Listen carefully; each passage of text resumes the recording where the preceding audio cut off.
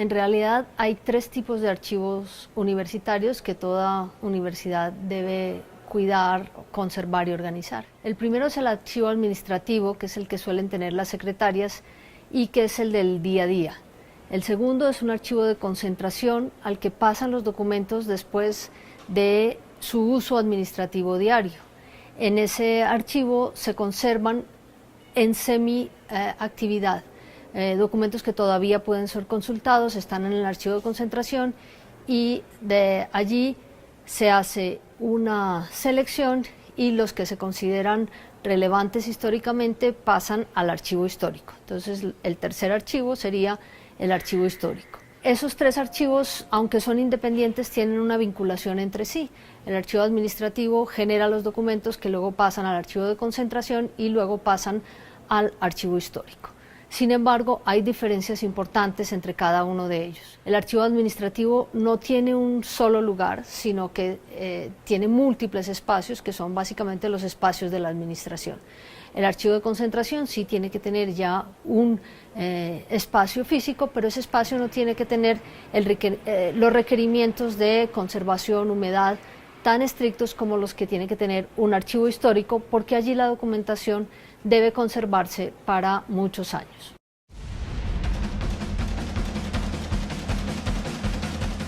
Hay un flujo de documentos que vienen al archivo histórico de las universidades a través del quehacer de la vida universitaria. Recibimos lo que se llaman remesas de las diferentes dependencias universitarias.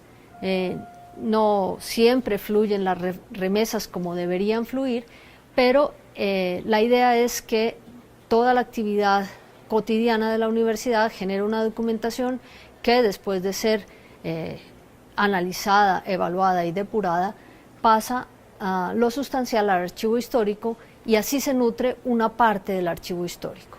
Pero es muy importante entender que no es la única documentación que conforma un archivo histórico. Un archivo histórico tiene otra documentación.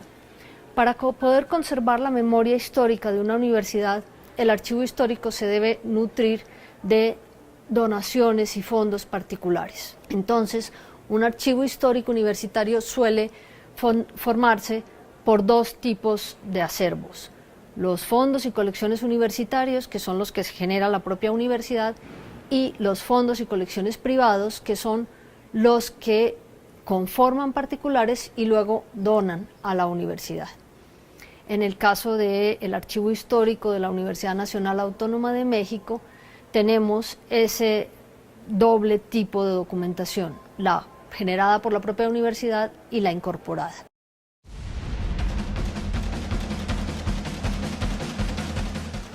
Así, por ejemplo, para el movimiento estudiantil de 1968, son importantes los documentos generados por la propia rectoría. Por ejemplo, hay algunos documentos donde se recoge la labor que hizo la universidad, las autoridades universitarias en la defensa de los presos políticos estudiantes. Y entonces están los expedientes donde se da seguimiento, un abogado que nombró la universidad da seguimiento a los procesos de los presos políticos.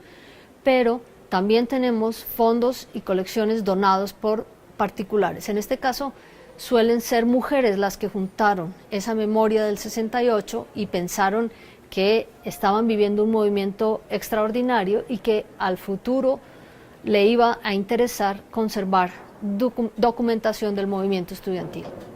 Entonces tenemos, por ejemplo, una colección como la de Esther Montero, una estudiante universitaria y trabajadora también, que al tiempo que participaba en el movimiento fue juntando cada uno de los carteles que pegaba en la calle y haciendo una colección de gráfica del movimiento estudiantil que hoy nos muestra cómo fue la difusión del movimiento estudiantil del 68 en las calles de la Ciudad de México.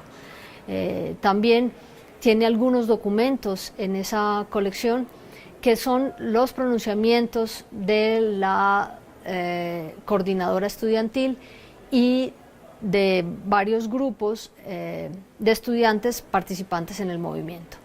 Hay otros fondos también donados por personas particulares, como 5 fotografías que tomó Ethel Villanueva y que retratan los diferentes frentes del mural efímero que se hizo al lado de la rectoría de la Universidad de México en el 68 y que son muy valiosas, a pesar de ser solo 5 fotografías, son muy valiosas porque son unas de las pocas muestras que hay sobre la riqueza de ese mural hecho por los estudiantes y que luego desapareció.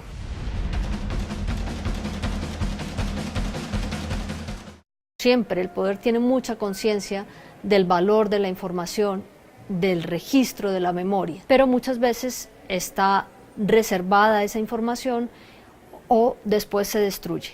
Sin embargo, hay sucesos que hacen que la información generada por el poder para el control, por ejemplo, del movimiento estudiantil del 68, a veces se le escape de las manos y llegue a un archivo histórico como este archivo histórico de la UNAM, que es público.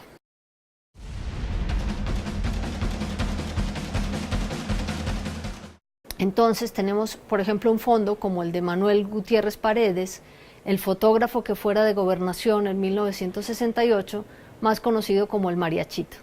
Él donó, bueno, sus herederos donaron las fotos que fueran del fotógrafo relacionadas con la universidad al archivo histórico. Y el archivo histórico empezó a trabajarlas y a describirlas y se dio cuenta que venían temas muy diferentes.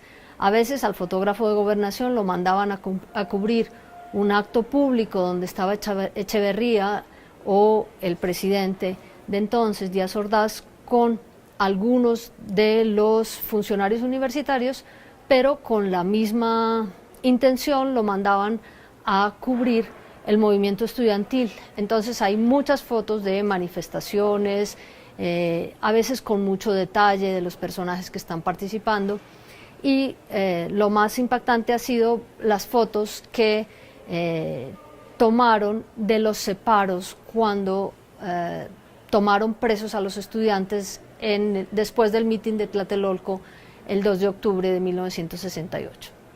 Entonces están retratadas por el fotógrafo de Gobernación para informar a los funcionarios de Gobernación los estudiantes en los momentos más difíciles de su apresamiento y de la represión, digamos. Por casualidad, ese archivo se conservó y pasa al archivo histórico de la UNAM y podemos entonces ir completando esa visión de la historia en conjunto. Es decir, un archivo histórico es diferente a un archivo de concentración o a un archivo administrativo porque las instituciones solo legan una parte, una visión, solo generan una parte de las fuentes que nos permiten reconstruir la historia. Si queremos reconstruir la historia con una visión global, necesitamos completar esas fuentes institucionales con otras miradas.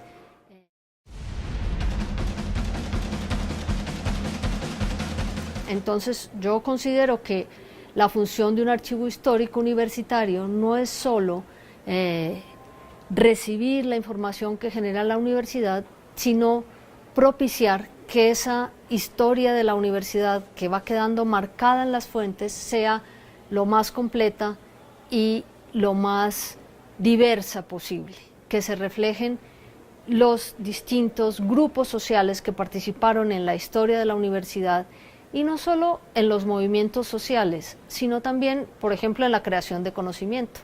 Entonces, no es solo guardar y conservar, sino propiciar una memoria íntegra de lo que es un proceso histórico y la construcción de una sociedad. Creo que esa es la labor fundamental de un archivo histórico, velar por la construcción integral del conocimiento histórico.